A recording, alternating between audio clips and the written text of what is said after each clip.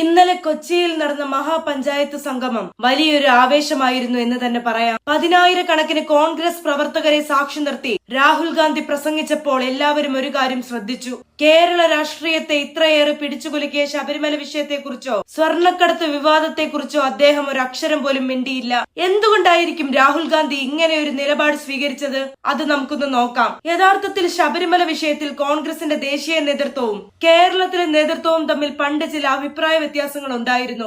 2018 supreme കോടതി വിധി വന്നപ്പോൾ സ്ത്രീ സമത്വം ഉയർത്തിപ്പിടിച്ച് വിധിയെ അനുകൂലിക്കുന്ന നിലപാടാണ് രാഹുൽ ഗാന്ധിയും സോണിയാഗാന്ധിയും എടുത്തത്. എന്നാൽ കേരളത്തിലെ സാഹചര്യം അതല്ലെന്ന് ഇവിടുത്തെ നേതാക്കൾക്ക് അറിയാമായിരുന്നു. വിശ്വാസികളുടെ വികാരം വ്രണപ്പെടുത്തുന്നത് രാഷ്ട്രീയമായി വലിയ തിരിച്ചടി ഉണ്ടാക്കുമെന്ന് അവർ ഹൈക്കമാൻഡിനെ ബോധ്യപ്പെടുത്തുകയും ചെയ്തിരുന്നു. എന്തായാലും വളരെ കഷ്ടപ്പെട്ടാണ് വിശ്വാസികൾക്കൊപ്പം എന്ന നിലപാടിലേക്ക് AICCയെ എത്തിക്കാൻ കേരളത്തിലെ നേതാക്കൾക്ക് കഴിഞ്ഞത്. പക്ഷേ ആ പഴയ ചരിത്രം രാഹുൽ ഗാന്ധിക്ക് ഇന്നും ഒരു ബാധ്യതയാണ്.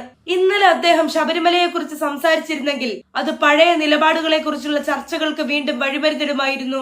അത് BJPക്കും CPMനും ആയുധമാക്കാൻ അവസരം നൽകേണ്ട എന്ന ബുദ്ധിപരമായ തീരുമാനമാണ് രാഹുൽ എടുത്തത്. ഇപ്പോൾ കോൺഗ്രസിന്റെ പ്രധാന ലക്ഷ്യം പിണറായി സർക്കാരിന്റെ അഴിമതികളും ഭരണവിരുദ്ധ വികാരവും തുറന്നുകാട്ടുക എന്നതാണ്. ഈ സമയത്ത് ശബരിമല പോലുള്ള വൈകാരിക വിഷയങ്ങൾ ചർച്ചയായാൽ ജനങ്ങളുടെ ശ്രദ്ധ മാറാൻ അത് കാരണമായേക്കും.